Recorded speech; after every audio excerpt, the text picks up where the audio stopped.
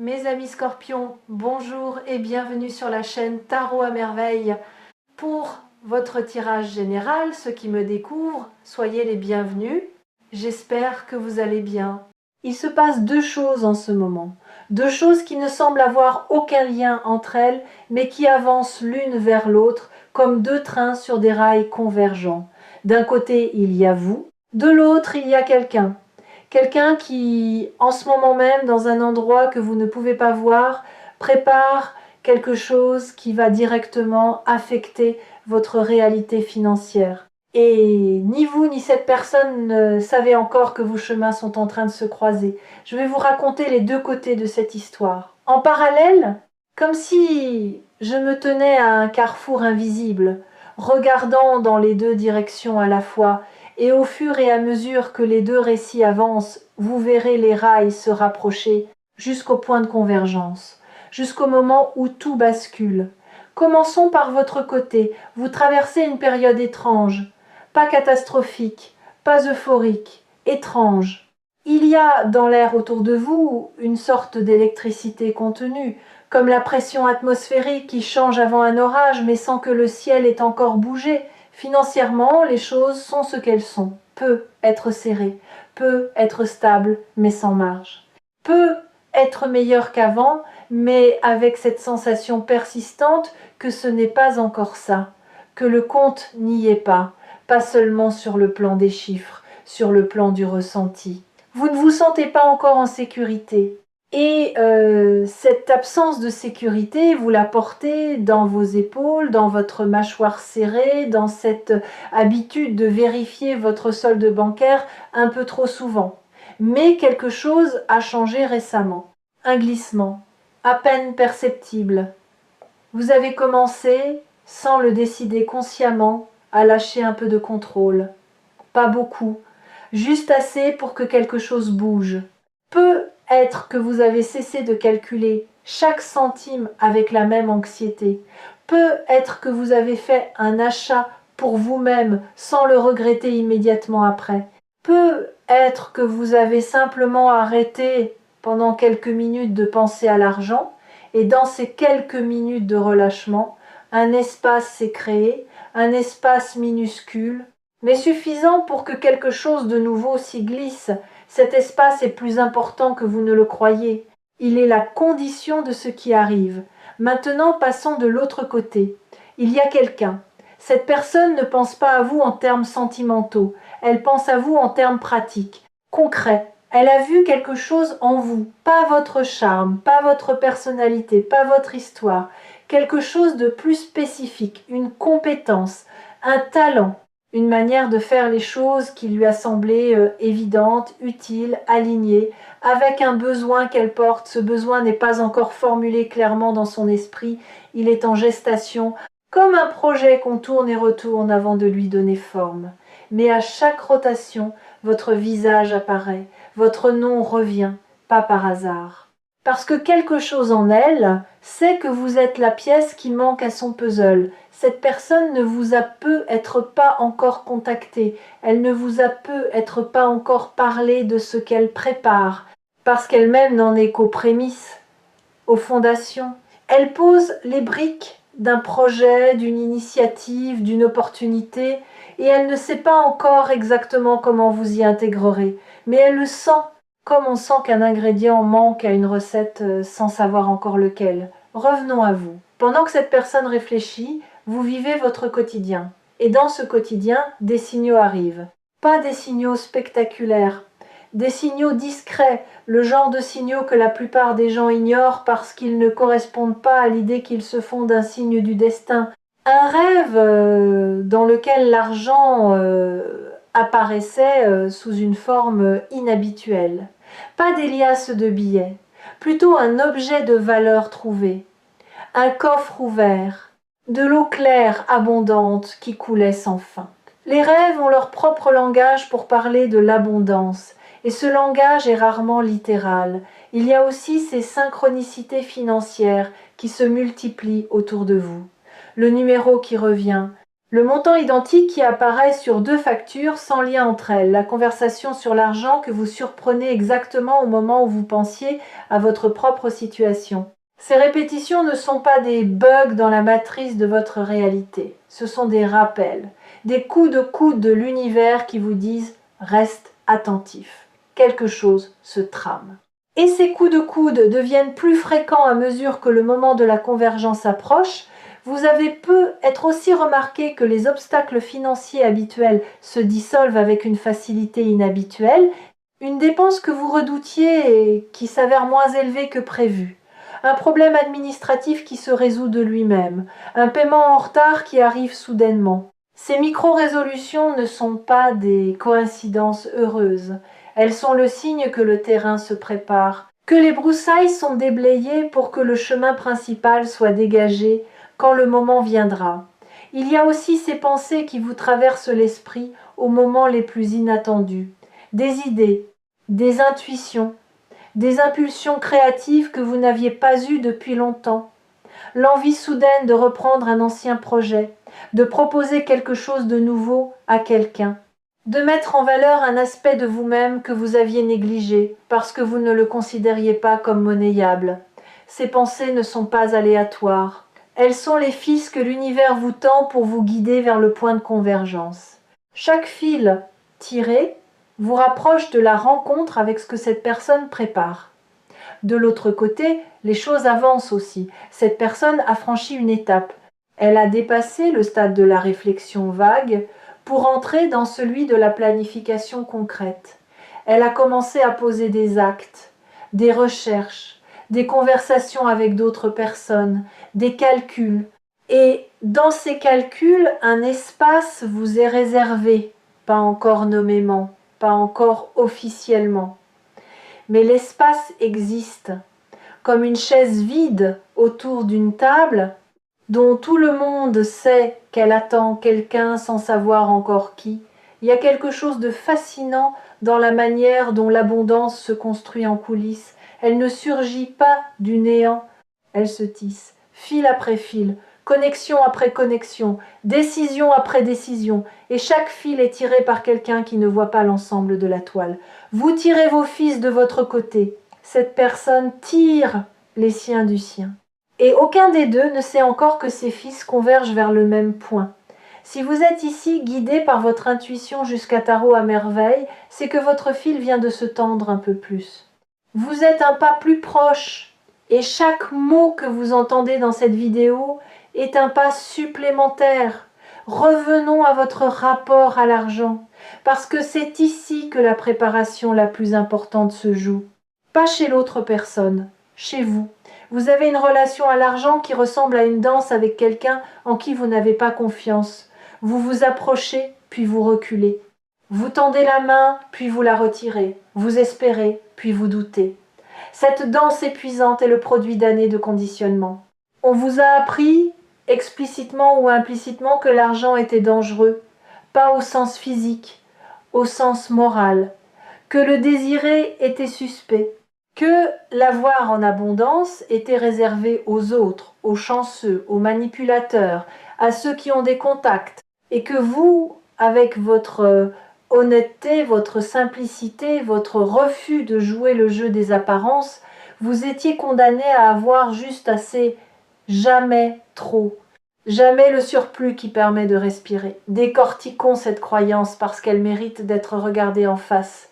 Elle dit, en substance, que les gens bons ne deviennent pas riches, que l'argent va vers les requins, les rusés, les impitoyables, et que puisque vous n'êtes pas de cette trempe, puisque vous avez un cœur qui fonctionne et une conscience qui veille, l'abondance financière est un club dont vous êtes exclu. Regardez comme cette croyance est élégante dans sa cruauté. Elle fait de votre bonté la raison de votre manque. Elle transforme votre qualité la plus précieuse en obstacle. Et le pire, c'est qu'elle se nourrit d'exemples réels. Vous connaissez des gens malhonnêtes qui réussissent financièrement. Vous voyez des personnes sans scrupules accumuler pendant que vous, qui faites les choses avec intégrité, peinez à joindre les deux bouts. Et ces exemples renforcent la croyance. Ils la rendent presque impossible à remettre en question. Mais voici ce que cette croyance ne vous montre pas. Les milliers de personnes honnêtes, généreuses, profondément bonnes, qui vivent dans l'abondance, vous ne les voyez pas parce qu'elles ne font pas de bruit. Parce que l'abondance vécue avec intégrité ne se montre pas, elle ne s'exhibe pas, elle circule en silence. Elle nourrit des familles, finance des rêves, soutient des causes, sans jamais attirer l'attention sur elle-même. Ces personnes existent en nombre et elles sont la preuve vivante que la bonté et l'abondance ne sont pas ennemies. Elles sont alliées. Et c'est cette alliance-là que votre vie financière est sur le point de rejoindre. Cette croyance est une prison invisible. Et la clé pour en sortir n'est pas un changement de situation financière, c'est un changement de perception. Parce que tant que vous croyez que l'abondance n'est pas pour vous, même si elle se présente à votre porte, vous ne la laisserez pas entrer. Vous trouverez une raison de la refuser, de la minimiser, de la suspecter. Vous direz c'est pas possible, il y a un piège, ça ne va pas durer. Et l'abondance face à cette porte fermée ira frapper ailleurs. Ce qui est en train de changer en vous, c'est la serrure, pas la porte, la serrure. Le mécanisme intérieur qui décide ce qui entre et ce qui reste dehors. Et ce mécanisme est en train de se recalibrer pour accepter davantage, pour accueillir sans condition, pour dire oui avant de chercher les raisons de dire non. De l'autre côté, la personne progresse, elle a identifié plus clairement ce dont elle a besoin. Et votre profil, votre compétence, votre particularité, votre manière unique de faire cette chose que vous faites sans y penser, correspond exactement à ce besoin. Ce n'est pas une coïncidence, c'est un alignement. Le type d'alignement qui se produit quand deux personnes sont prêtes au même moment, sans le savoir, sans s'être concertées, sans même se connaître parfois. Cette personne peut être quelqu'un que vous connaissez déjà, quelqu'un de votre entourage professionnel, familial ou amical. Quelqu'un que vous croisez régulièrement sans soupçonner qu'elle vous observe, qu'elle prend note, qu'elle vous évalue, non pas avec le regard froid du recruteur, mais avec la curiosité attentive de celui qui reconnaît une valeur que les autres ne voient pas encore, ou peut être que c'est quelqu'un que vous n'avez pas encore rencontré, quelqu'un qui est arrivé dans votre champ par un détour que personne n'avait prévu, un ami d'amis, un contact indirect, un nom prononcé dans une conversation à laquelle vous n'assistiez pas. L'univers a des canaux de distribution que LinkedIn ne pourra jamais reproduire. Ce qui est beau dans ce mécanisme, c'est son élégance. Il ne repose pas sur le forcing, pas sur le réseautage agressif, pas sur la promotion de soi. Il repose sur la qualité de ce que vous êtes quand personne ne regarde, sur l'intégrité de votre travail quand il n'y a pas de public, sur la manière dont vous traitez les gens qui ne peuvent rien faire pour vous. Tout cela crée une empreinte, une trace invisible mais indélébile dans la mémoire de chaque personne que vous avez croisée. Et cette empreinte, quand le moment est juste, quand quelqu'un cherche exactement ce que vous avez à offrir, remonte à la surface. Votre nom apparaît dans un esprit, votre visage traverse une pensée, et sans que vous ayez rien fait de nouveau, sans campagne de promotion, sans CV envoyé, sans le moindre effort de votre part, le pont se construit. Entre vous et cette opportunité, entre votre présent modeste et votre futur abondant. C'est la magie silencieuse de la réputation bâtie dans l'ombre. Et vous, sans le savoir, avez passé des années à bâtir la vôtre. Quelle que soit la voie, les rails convergent. Maintenant, je veux vous parler de ce que cette préparation va produire concrètement. Parce que les mots « argent inattendu » peuvent signifier beaucoup de choses, et je veux être précis sur ce que je perçois pour vous. Ce qui arrive n'est pas un gain isolé. Ce n'est pas un billet trouvé par terre ou un remboursement oublié. C'est l'ouverture d'un canal. La différence est fondamentale. Un gain isolé est un événement ponctuel qui ne change pas la dynamique. Un canal est un flux, une voie par laquelle l'énergie financière peut circuler de manière continue. Et ce que cette personne prépare, consciemment ou non, c'est l'ouverture de ce canal pour vous. Ce canal peut prendre plusieurs formes. Une collaboration rémunérée, une recommandation qui mène à une opportunité lucrative, un projet commun dont les bénéfices seront partagés, une porte ouverte dans un milieu où vous n'aviez pas accès et où votre talent sera reconnu à sa juste valeur. La forme exacte se dessinera dans les semaines qui viennent, mais la nature du flux est déjà définie.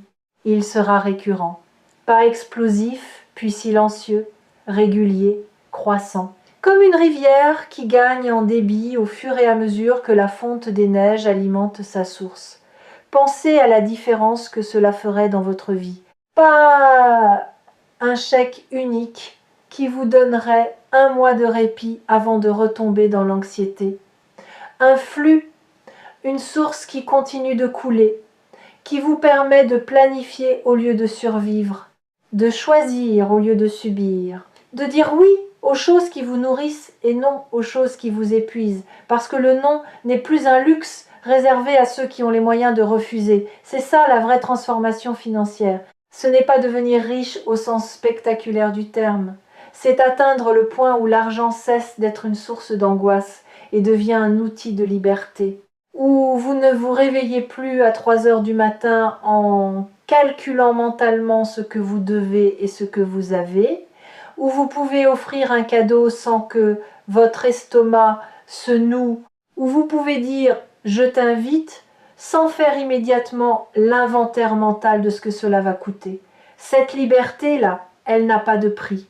Et elle est à portée de main. L'ouverture de ce canal va aussi changer quelque chose de subtil, mais de fondamental dans votre posture face au monde.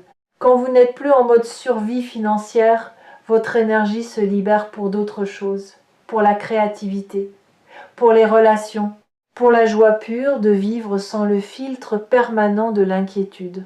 Vous retrouverez des capacités que l'anxiété financière avait mises en veille, des idées que vous n'aviez plus la bande passante mentale pour développer, des envies que vous aviez rangées dans un tiroir étiqueté « quand j'aurai les moyens ». Ce tiroir va s'ouvrir.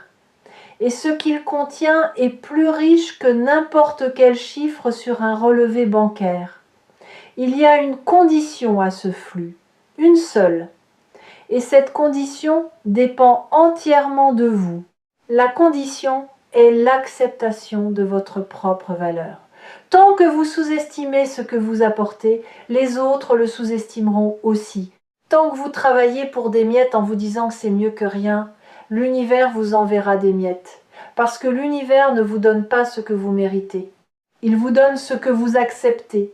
Et si vous acceptez peu, vous recevrez peu, non pas par punition, par calibration. Votre niveau d'acceptation est le thermostat de votre abondance. Et il est temps de tourner ce thermostat vers le haut. Comment fait-on cela concrètement? Pas en se répétant des affirmations devant un miroir. Le thermostat ne se règle pas avec des mots. Il se règle avec des actes. Le premier acte, c'est de cesser de sous-facturer. Si vous rendez un service, fixez un prix qui reflète non pas le minimum que l'autre accepterait de payer, mais la valeur réelle de ce que vous apportez. Le deuxième acte, c'est de cesser de vous excuser de recevoir. Quand quelqu'un vous offre quelque chose, ne minimisez pas. Ne dites pas « il ne fallait pas », dites « merci », point, sans justification, sans gêne. Le troisième acte, c'est d'investir en vous-même. Pas des sommes folles, un livre, un outil, un moment de bien-être, quelque chose qui dit à votre inconscient « je mérite que de l'argent soit dépensé pour moi ». Pas seulement pour les factures, pas seulement pour les autres, pour moi. Ces trois actes, posés régulièrement, recalibrent le thermostat plus efficacement que 1000 méditations sur l'abondance, parce qu'ils sont concrets. Ils s'inscrivent dans la réalité. Et la réalité est le terrain où l'abondance se manifeste. Les fidèles des messages de tarot à merveille savent que la valeur dont nous parlons ici n'est pas celle du marché. C'est la valeur que vous vous attribuez à vous-même, celle qui existe avant tout regard extérieur, celle qui est antérieure à toute validation, celle qui dit dans le silence de votre cœur « Ce que je fais a de la valeur, ce que je suis a de la valeur, et je refuse désormais de le brader. » Les deux lignes temporelles sont maintenant très proches, si proches que vous pouvez presque sentir la chaleur de leur convergence. Ce frémissement que vous percevez, cette anticipation sans objet précis, cette sensation que quelque chose se trame dans les coulisses de votre vie, ce sont les vibrations des deux rails qui se rapprochent. Le point de rencontre est imminent. Et quand il se produira, quand cette personne franchira le pas et vous proposera ce qu'elle prépare depuis un moment, votre seul travail sera de ne pas saboter, de ne pas dire que vous n'êtes pas prêt, de ne pas demander un délai pour réfléchir pendant 3 mois, de ne pas minimiser la proposition en disant « Oh, c'est trop » ou « Je ne le mérite pas ». Votre seul travail sera de dire oui, un oui clair, un oui sans tremblement. Un oui qui dit « J'accepte ce qui vient parce que j'ai fait le travail intérieur pour le recevoir. Il y a un dernier détail que je veux partager avec vous. Quelque chose que j'observe dans l'énergie de cette lecture et qui me semble important, l'argent qui va arriver par ce canal ne sera pas seulement de l'argent pour vous, il sera de l'argent à travers vous. Vous allez devenir, à votre tour, un canal pour d'autres. Pas de manière forcée ou sacrificielle, de manière naturelle. L'abondance qui vous traversera va toucher les gens autour de vous, votre famille, vos proches, des personnes que vous ne connaissez pas encore. Parce que l'argent qui circule avec intention, avec conscience, avec gratitude, ne s'arrête jamais à un seul destinataire. Il se multiplie, il essaime. Il crée des ramifications que personne ne pouvait prévoir. Vous n'êtes pas seulement le destinataire de cette abondance, vous en êtes le véhicule. Et cette responsabilité, loin d'être un fardeau, est le signe le plus puissant que l'univers vous fait confiance. Pas pour accumuler, pour distribuer avec sagesse ce qui circule à travers vous. Et quelque chose en vous le sait déjà. Quand vous imaginez avoir plus d'argent, votre première pensée n'est pas un yacht ou un palazzo. Votre première pensée est quelqu'un, un visage, un besoin que vous aimeriez combler, une personne que vous aimeriez aider, un rêve de quelqu'un d'autre que vous aimeriez financer. Cette impulsion, cette réaction immédiate de penser aux autres quand vous imaginez l'abondance est la preuve la plus claire que l'argent est en sécurité entre vos mains. Que vous ne l'utiliserez pas pour dominer, pour vous isoler ou pour combler un vide existentiel, que vous l'utiliserez pour créer du bien. Et l'univers, quand il trouve quelqu'un capable de faire circuler l'abondance avec cette intention, il augmente le débit. Parce qu'un canal fiable mérite plus de volume, parce qu'un cœur juste mérite la confiance des ressources. Vous êtes ce cœur, et les ressources arrivent, les deux trains sont sur le point de se croiser. Le vôtre, chargé de votre transformation intérieure, de votre nouvelle calibration, de votre volonté d'accepter davantage, et celui de cette personne, chargé de son projet, de son besoin, de cette place qui porte votre forme exacte. Le croisement sera discret, peut être un message, peut être un appel, peut être une conversation ordinaire qui prendra un virage inattendu, mais vous le reconnaîtrez. Pas par son spectacle, par sa justesse, par cette sensation que quelque chose se met en place avec une précision silencieuse, comme deux pièces de puzzle qui s'emboîtent sans forcer, sans bruit, avec simplement ce petit clic imperceptible qui dit « ça y est, c'est là, c'est maintenant, soyez prêts ». Pas dans la tension, dans l'ouverture, gardez votre espace intérieur disponible, gardez vos mains ouvertes plutôt que serrées, Et quand le moment viendra, accueillez-le avec la certitude tranquille de celui qui sait que ce qui arrive n'est pas un accident. C'est la réponse à une question que vous avez posée avec chaque geste de générosité, chaque nuit de patience, chaque matin où vous vous êtes levé sans savoir comment, mais en sachant pourquoi. La convergence est en cours, et si le doute revient, revenez ici, revenez sur Tarot à merveille. Revenez à cette histoire de deux côtés qui se rejoignent. Et rappelez-vous que de votre côté, le travail est fait. Il ne vous reste qu'à recevoir ce que l'autre côté apporte. Les rails se touchent, le croisement approche, et ce qu'il porte pour vous vaut chaque seconde d'attente, chaque nuit de patience, chaque moment où vous avez choisi de continuer malgré l'incertitude. Ce croisement est la réponse que votre persévérance méritait depuis le début. Non pas parce que le monde vous devait quelque chose, mais parce que l'énergie que vous avez investie dans votre propre transformation revient maintenant sous la forme la plus concrète qui existe. L'argent arrive, la personne qui le porte est en chemin.